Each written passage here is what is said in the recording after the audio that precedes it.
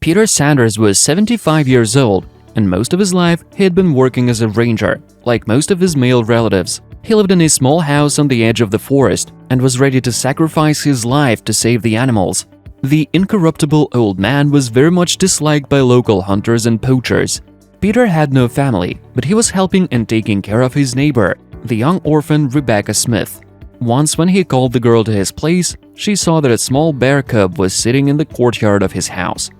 "I found him in the morning. His mother was killed by hunters," said the old man. "He needs to be fed. Wait here, I will bring food."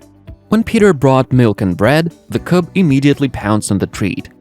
Rebecca felt a rush of great love for the bear. She felt deep pity for the orphaned animal.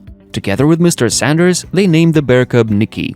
The old man knew that it was a wild animal, but decided to keep it, so 2 years passed. During this time, Nicky had reached the size of an adult bear. He loved Peter and Rebecca very much and did not show any aggression towards them.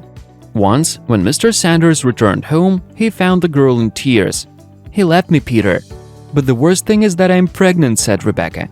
The old man understood that the girl would have a very difficult time, but he patted her on the shoulder and said, "Don't worry, you and I have raised a bear, so we can raise the child also."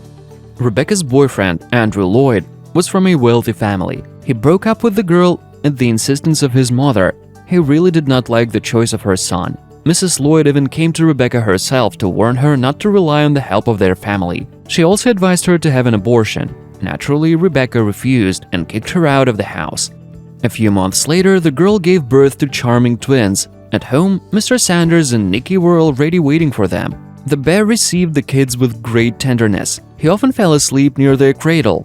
Everything was going well, but fate was preparing a new blow for Rebecca. One day, she left the sleeping children in the house and went to cut the bushes. When she returned back half an hour later, the kids were nowhere to be found. The window of the room was open, and when she ran outside, she saw 3 motorcycles going fast and Nicky chasing them.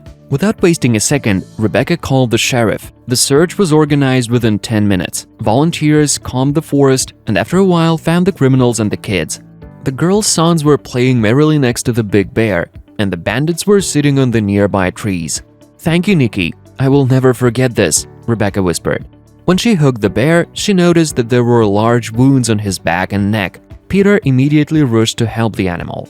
As it turned out later, the kidnapping had been organized by Mrs. Lloyd. She wanted to make her son change his mind, believing that when he sees his children, he will stop leading a wild life. As for Nicky, he quickly recovered and continued to live with his owners.